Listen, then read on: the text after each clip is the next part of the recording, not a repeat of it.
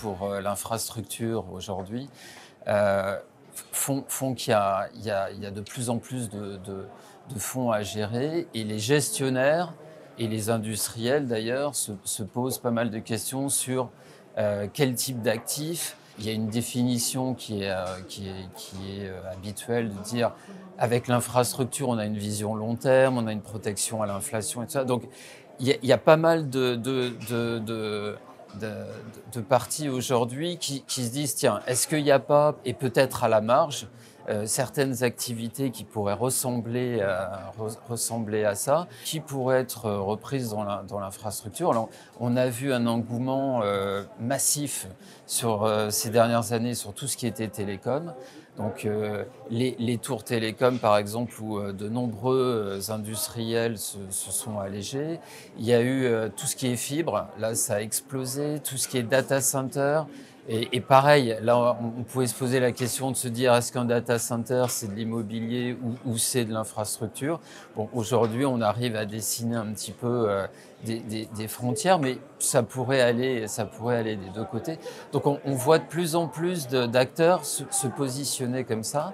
Il y a aussi, on l'a vu, des gens comme, je crois, il y avait EQT qui sont allés sur des maisons de retraite. On a vu des gens se positionner aussi sur des choses comme des usines de stérilisation. On a vu des choses sur des crématoriums. Donc pareil, à se dire, est-ce que c'est un actif long? Est-ce que quelque part je peux avoir des contrats assez longs et prendre la conclusion en fait quelque part que c'était assez proche de l'infra et que ça pouvait rentrer dans leur scope d'investissement. On voit aussi pas mal de gens regarder les services.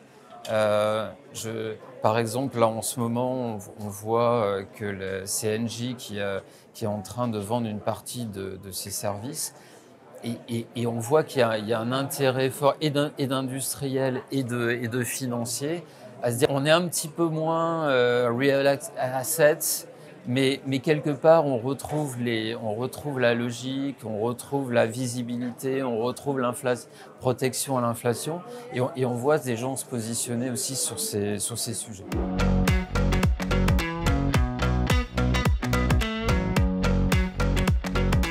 On reste assez, si vous voulez, pur dans notre approche.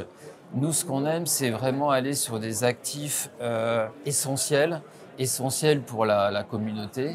Donc, on va retrouver, nous, on a trois grands piliers dans notre développement. On a tout ce qui est énergie, on a tout ce qui est transport et les télécommunications. Dans l'énergie, on pousse beaucoup aujourd'hui sur tout ce qui est transition énergétique.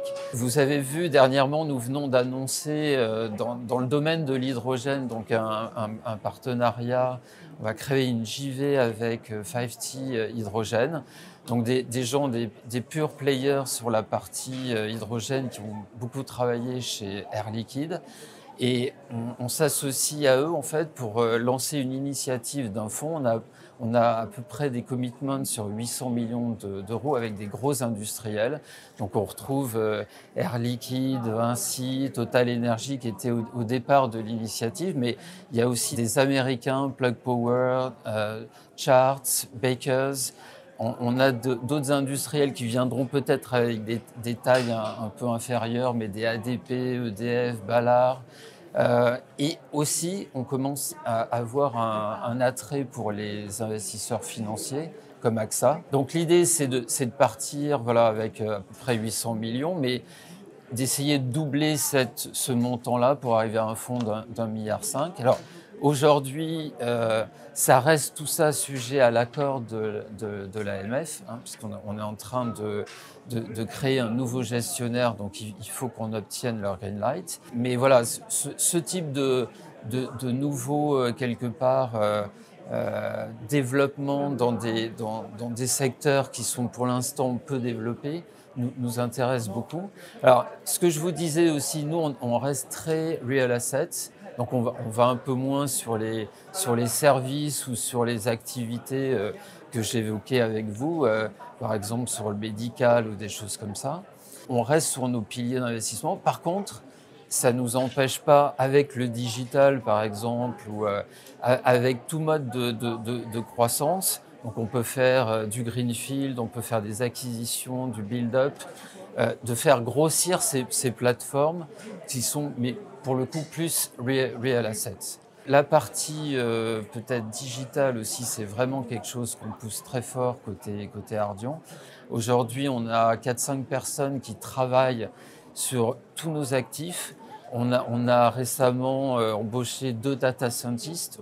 Donc, il y a aussi non seulement le côté tech, new software, mais aussi analyse de données. Et ça, c'est un angle d'amélioration des actifs qu'on pousse beaucoup.